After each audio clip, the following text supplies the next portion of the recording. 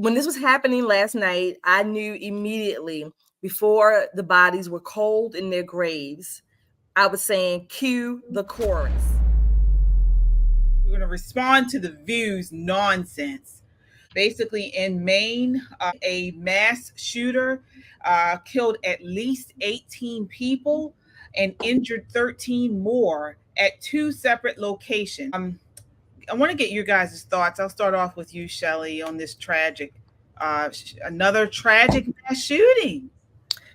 Yeah, unfortunately, it is another shooting, another murder, I should say, murders and harming innocent people. But when this was happening last night, I knew immediately before the bodies were cold in their graves. I was saying, cue the chorus. And I don't understand. I know you quoted a lot of things about Republicans wanting background checks and mental health checks and that. Why don't Republicans just support a federal assault ban the way it was supported before? And that chorus is gun owners are responsible for this. They are the bad guys. We have too many guns. And we basically need to have many, many more gun control laws.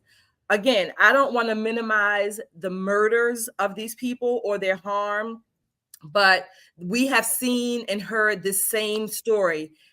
It's not the gun owners. It really is not. It's maybe one gun owner in this case, but by and large, it's not the gun owners. Yeah, you're right. We saw even Vice President Kamala Harris came out today, pretty much advocating. She said she made a comment about saying she wanted the United States to be like Australia, which, as we know, Australia has a ban on guns. This is what the Democrats are just biting at the bit to do, chomping at the bit, I should say, is to ban guns. I mean, do you agree, Crystal? I want to get your thoughts. Yeah, so I always like to preface that I am not an advocate for guns. I actually really don't like them in particular, but I do believe that it's a right, and I believe that the people who use them have a responsibility.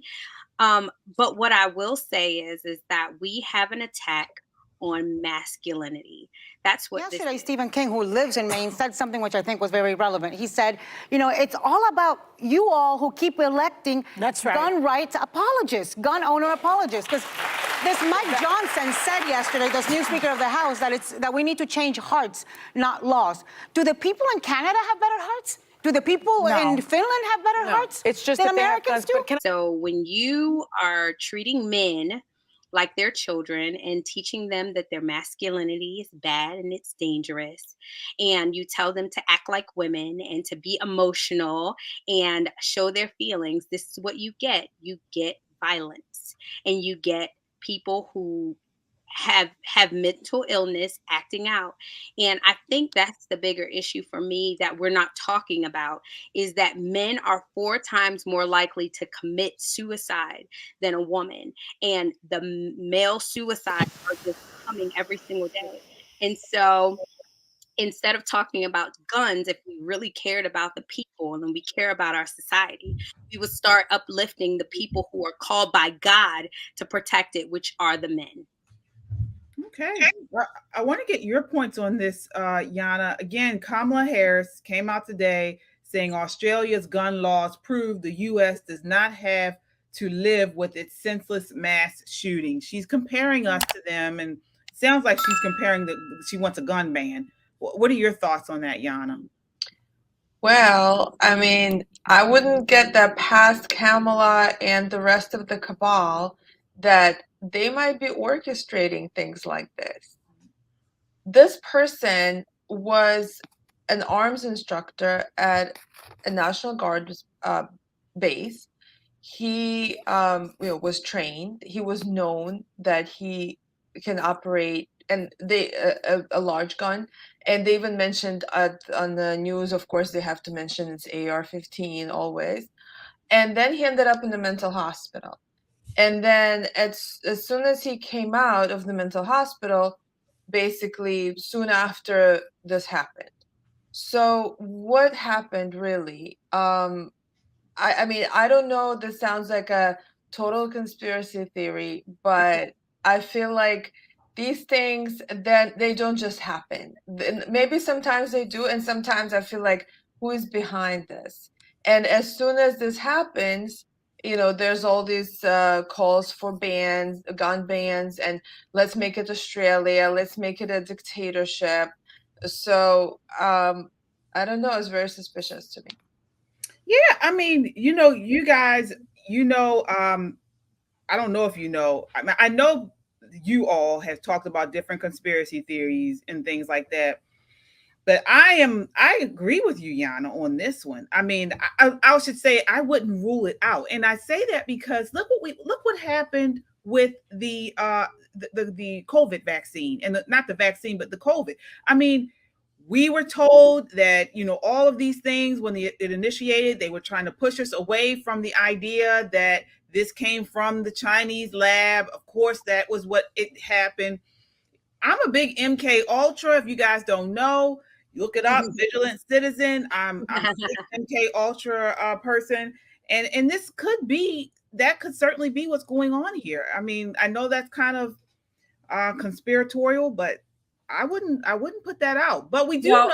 I mean, we have had situations where the terrorists have been, how should I say, they were kind of pushed, or potential terrorists were approached by the US government, and they were inspired to at least start planning towards a terrorist attack. This actually is a tactic of the CIA or whoever is involved in this, and that's how they say then they stop the attack, because they were the ones who actually they found the people who were already on the path towards possibly committing something, or they thought about it, and then they give them more encouragement. They pretend to be part of the group, and they give them potential tools to commit the atrocity, and then they catch them, quote unquote.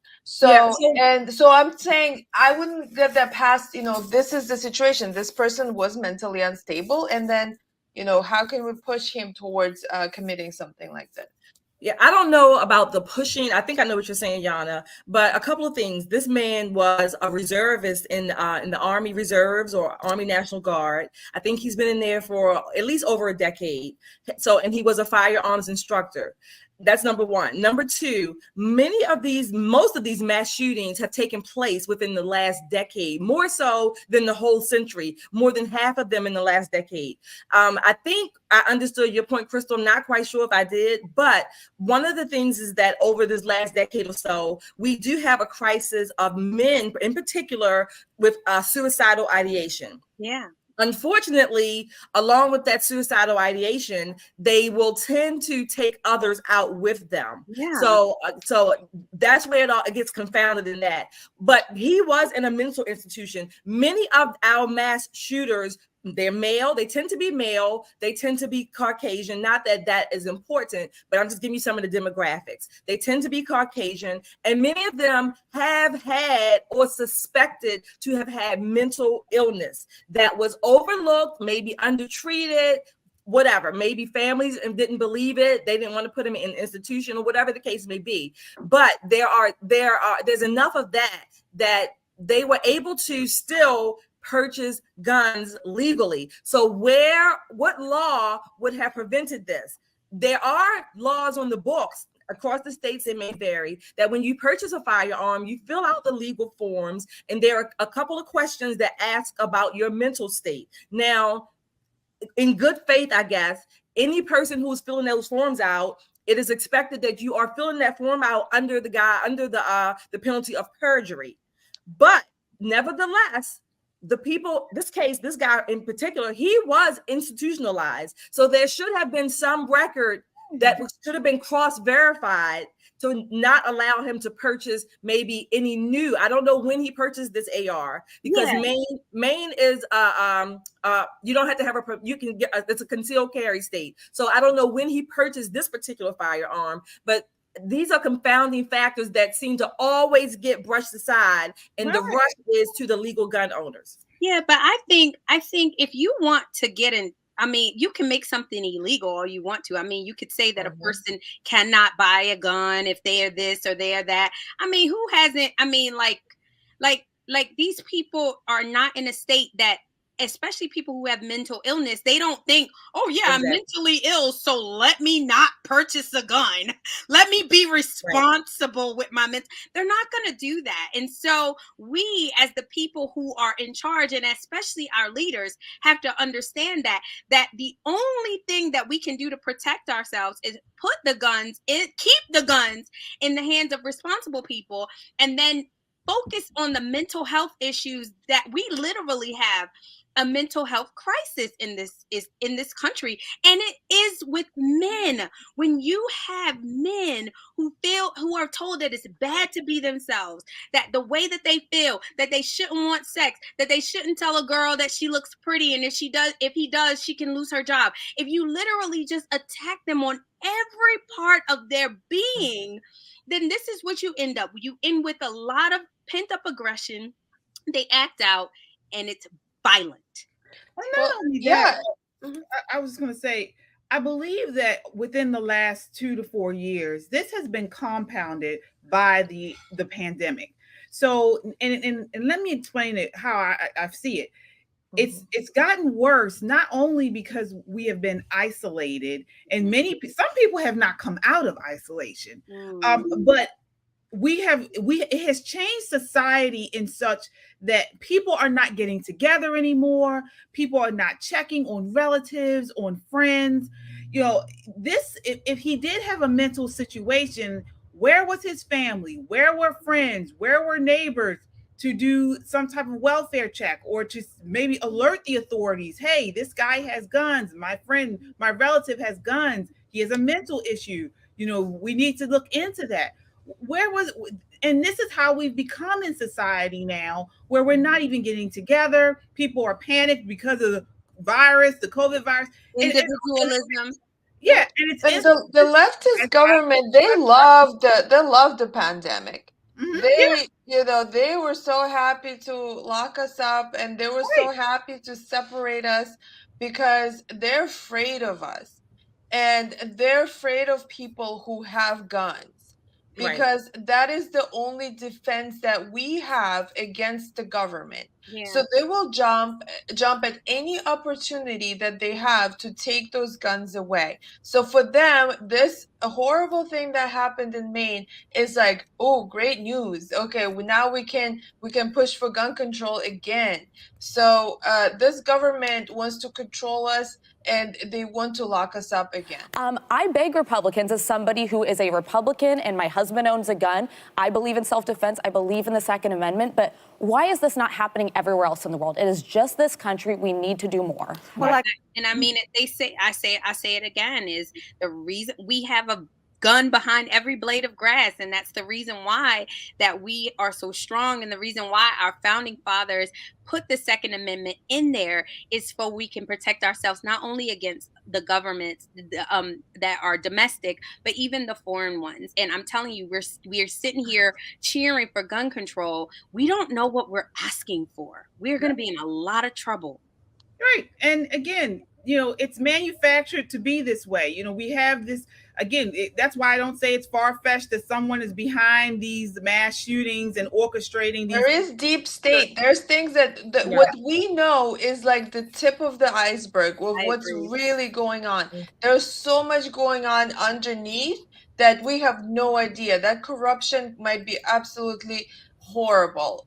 So you never know who is really behind. Absolutely. And not only that, but again, these orchestrations within, to do these types of mass shootings, it gets played all over the news. The media blasts it all over the place, but they don't talk about this inner city violence that we have. I know. And then they get so emotional about it. They get people to just cry about it, and it's all manipulation, guys. We gotta understand it, especially brown-skinned people. You gotta understand that these people are using you. They're manipulating you.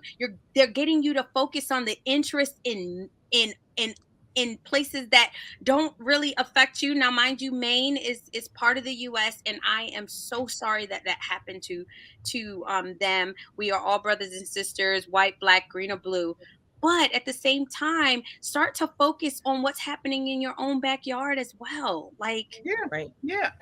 Yeah. All right. Well, we will continue to follow this story. Again, our prayers, our thoughts.